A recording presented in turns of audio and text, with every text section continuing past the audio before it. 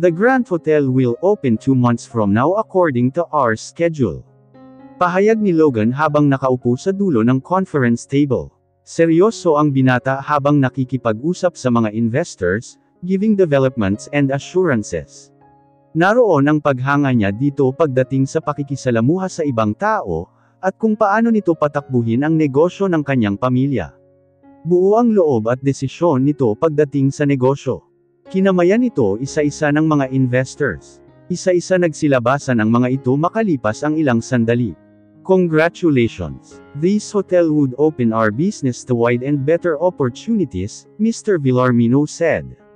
Marami din tayong matutulungan na magkaroon ng trabaho. A lot of opportunities not only for us but the people and community as well. Nakangiti ang binata habang kausap si Mr. Villarmino. Bumaling ang matanda kay Camila sabay sabing, malaki din ang naitulong ng magandang binibini dito.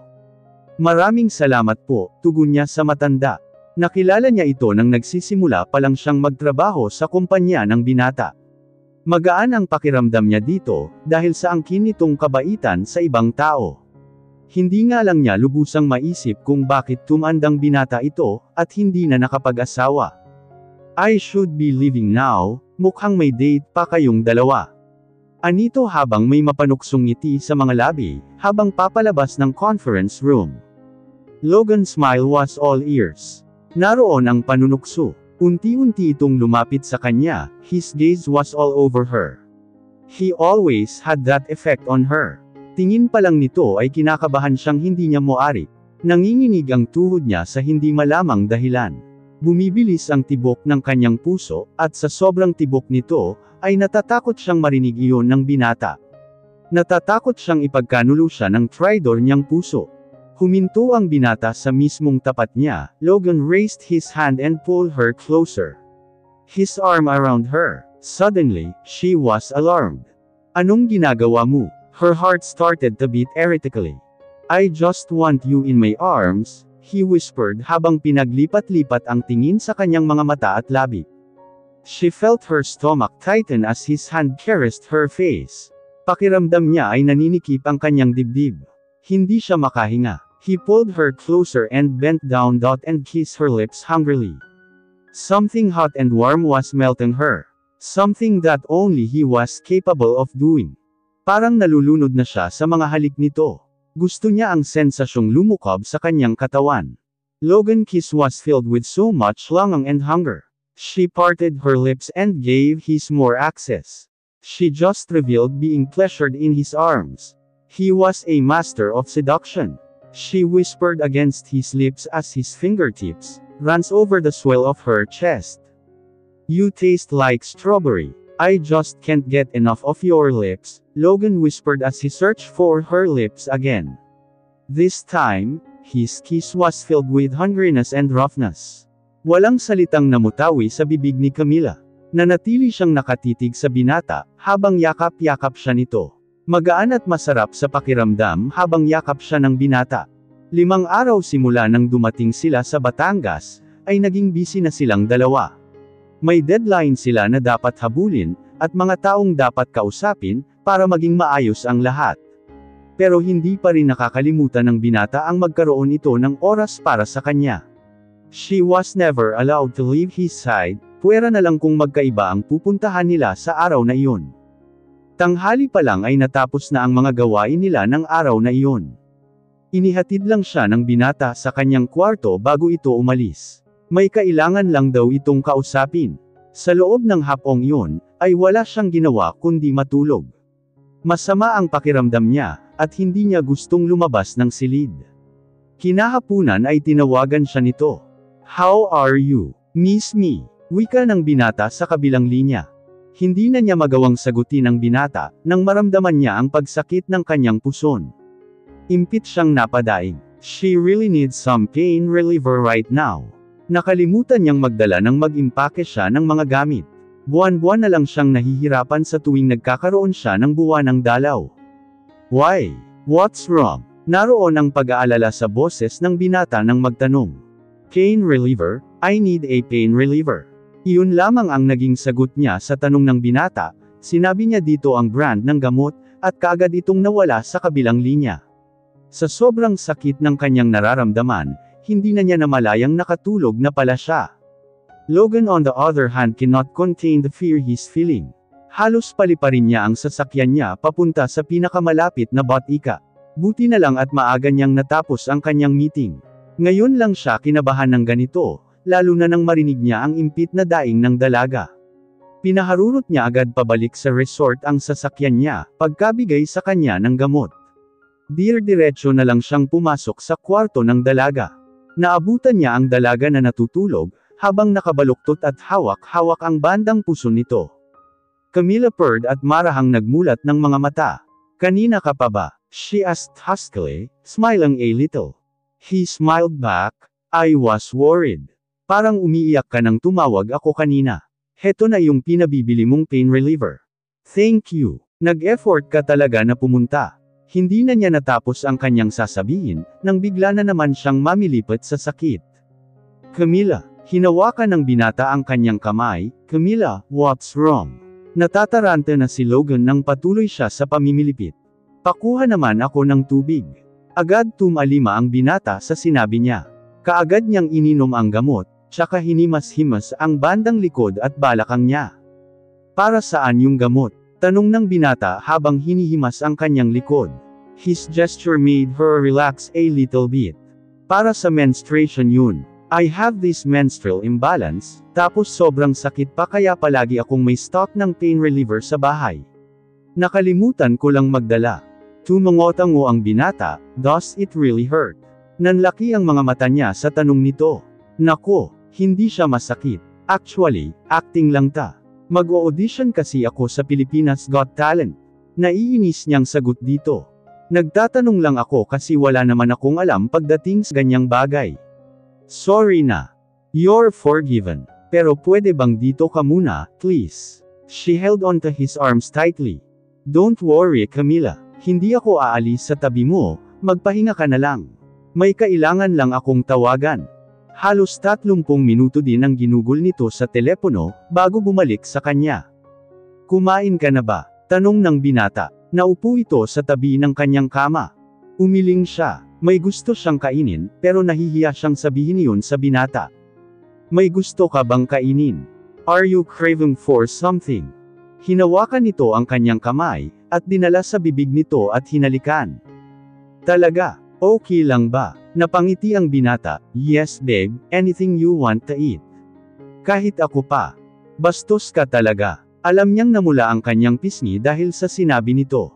"I'm just teasing you. Namiss kasi kita. Anyway, ano nga ang gusto mong kainin?" "Gusto ko ng pizza tsaka nachos," she said. "As you wish babe. Pero just in case gusto mo ng dessert, available pa rin ako," ani ng binata sabay kindat sa kanya. Nakakaloko ang ngiti-ngiti sa kanya. "Boss, lumabas ka sa kwarto ko," utos niya dito habang walang kangiti-ngiti. Mukhang natigilan ng binata sa kanyang sinabi. "Hala Camilla, wala namang ganyanan. Banibiro lang naman kita, sorry na please, namiss lang talaga kita, tsaka gusto kitang makasamang kumain ngayon." Camilla raised her hand to silence him. Hindi kasi siya makapagsalita sa kapipigil niyang hindi matawa sa reaksyon ng binata. Dahan-dahan siyang bumangon at naglakad papunta sa kusina. Agad na sumunod ang binata sa kanya, panay ang hingi ng paumanhin. Naupo siya sa upuan at humarap sa binata. "Asan ang pizza at nachos ko? Hindi ka nagalit sakin?" tanong ng binata sa kanya.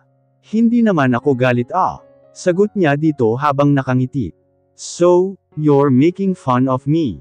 Logan walks towards her. Amusement was glistening on his eyes. "Because of that, you'll be punished." Walang babala ay sinakop nito ang kanyang mga labi. His hands was on her flesh, sending an unbearable feeling. Maingat ang bawat haplos at galaw nito. She unconsciously arched her body to give him more access. Bigla siyang nagmulat ng mata nang marinig ang tunog ng doorbell. Banayad niyang itinulak ang binata, subalit hindi siya nito pinakawalan. "Logan, may tao." "Hayaan mo siya," sagot ng binata habang nakayakap pa rin sa kanya. "Gutom na nga ako," nakanguso niyang sabi dito. Isang mabilis na halik ang iginawad nito sa kanya, bago tiningnan kung sino ang nasa labas. Pagbalik ay dala na nito ang order nila. Ni hindi gustong kumurap ni Logan habang nakatitig sa dalaga habang kumakain. Napapansin niya dati pa na madami itong kumain, pero hindi naman tumataba. The woman in front of him was sexy like a model. Everything in her was perfect. Sana nga lang ay sagutin na siya ng dalaga. Nagising si Camila ng umagang iyon na maganda na ang pakiramdam. Sinulyapan niya ang relo sa side table, 6:00 pa lang ng umaga. Agad siyang nagpunta sa banyo, upang maghilamos at ayusin ang sarili. Nagpunta siya ng kusina at nagtimpla ng kape. Tinungo niya ang beranda habang sumisimsim sa kanyang kape. Mula roon ay tanaw niya ang malawak at asul na karagatan. Sa loob ng ilang araw na pananatili niya roon, ang lugar na ito ay isang paraiso sa kanya. Bagaman apektado ito ng modernization, nanatiling pribado ang lugar na iyon. Masuyo niyang ninanamnam ang kanyang kape nang biglang kumunat ang kanyang noo, nang makita ang paparating. She sighed irritably. Seeing this woman at this hour makes her heart boil in anger. Parang bulate kung makakendeng, brotinela talaga. Where's Logan? Maarte nitong tanong sa kanya. Nagsalubong ang kilay niya sa sinabi nito. Bakit mo naman naisip na narito si Logan? Nagkibit balikat ang babae. Mapanuri ang bawat tingin nito sa kanya. Nagpunta kasi ako sa opisina niya sa Quezon City, ang sabi ay nandito daw siya. Hindi ako lost and found para sa akin mo hanapin si Logan. At pwede ba, umalis ka na at sinisira mo ang araw ko. Sinikap niyang kontrolin ang umaahong galit dito. Abat malandi kang babae ka. Malaman-laman ko lang na kinakalantari mo si Logan. Malalagot ka sakin, mataray nitong sabi sa kanya. Nanlaki ang mata niya sa sinabi nito. Kung malandi ako, ano ka pa? Huwag mong ibaling sa akin ang mga gawain mo, tsaka baka hindi mo mahanap iyong tao, kasi ayaw talagang magpahanap sayo. Nakita niya ang pagsiklab ng galit sa mga mata nito. Nagpupuyos itong umalis palayo, ilang minuto nang nakakaalis si Veron, subalit nanatiling nakatayo sa may beranda si Camila. Tumaas baba ang dibdib niya sa galit, at inis sa babaeng yun. Agang-aga nakakainis na siya. Nakakainis isipin na isa ito sa mga nakaraang babae ng binata. Alam niyang wala siyang karapatan na magselos, subalit iyon ang nararamdaman niya ngayon. She closed her eyes. Hindi niya gustong isipin ang mga bagay na iyon. Akma na siyang papasok nang dumating ang binata. Hello Camila. Good morning. He uttered her name tenderly. Pinaglakbay ng binata ang mga mata nito sa kanyang kabuuan. She saw the desire and hunger in his eyes, ngunit kailangan na hindi siya agad magpadala sa ipinapakita nito. Anong kailangan mo Logan? Kalmanti niyang tanong kahit sa loob-loob niya, ay nanggigigil siya sa inis dito. I just want to have breakfast with you. Bakit hindi si Veron ang yayain mong kumain, singhal niya rito. What? Marahas nitong tanong sa kanya. Bakit napasok sa usapan ang babaeng yun? Nanatili siyang walang imek. Subalit hinawakan siya sa braso ng binata, at hinela palapit dito. He cupped her face as he stares at her lovingly. Camila listen, pakiusap nito. Anumang nangyari sa nakaraan na yon. Inaamin ko yun at sana naman bigyan mo ako ng pagkakataon na patunayan sa iyo, na totoo ang lahat ng ipinakikita ko. Please hear me babe. Alam ko rin na hindi madali para sa iyo na tanggapin ang mga sinasabi ko. But I promise that I will do everything within my power for you to believe me. Ang mga mata ng binata ay punong-puno ng emosyon, at tumatagos iyon hanggang sa pinakaibuturan ng kanyang pagkatao. Sa mga sandaling iyon ay gustong bumigay ng dalaga ng sakupin ng binata ang kanyang labi. Napapikit si Camila. Gusto niyang mainis sa sarili. Dahil hindi niya ito magawang itulak. Nararamdaman niya ang pagbaba ng mga labi ng binata sa leeg niya, at napasinghap siya sa ginawa nito. Ang mga kamay naman nito ay abala sa kanyang chest. Nanunukso ang mga kamay nito, habang bumababa sa baywang niya, sa tiyan and down to her legs. Pagkatapos ay pumanhik paitaas ang kamay ni Logan cupping her chest fully. Ang mga labi nito sa kanyang bibig, ay nagdadala ng kakaibang sensasyon. He teased her lips and then sipped them horridly. Nararamdaman niyang unti-unting nanghihina ang kanyang mga tuhod. Kung hindi siguro siya yakap ng binata, kanina pa siya natamba. He had that effect on her, making her weak. Oh babe, You don't know how much I've wanted and love you, his voice hoarse. Her body in rigid excitement. Is this your way of saying good morning? She asked teasingly. Sort of. She heard him chuckle as he hugged her closely.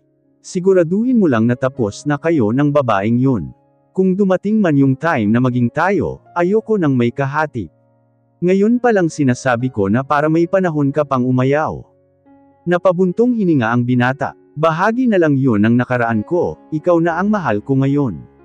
I love you. Sana maniwala ka naman sa akin. She smiled. Maliligo lang ako. Antayin mo ako para sabay na tayong mag-breakfast. Hindi na niya inantay ang sagot nito, at tumakbo na papasok. Ilang minuto nang nakapasok sa loob ang dalaga, ngunit nananatili si Logan sa kanyang kinatatayuan.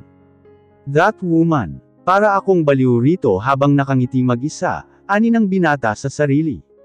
Habang hinahampas-hampas ang dibdib sa tapat ng kanyang puso, iba talaga ang epekto ng dalaga sa kanya. Natatandaan pa niya ang unang beses na nakita niya ito. She was angry when a man tried to touch her. And at that moment, he wondered what those eyes would look when they made love. May kung anong taglay ang dalaga that made him crazy in love with her.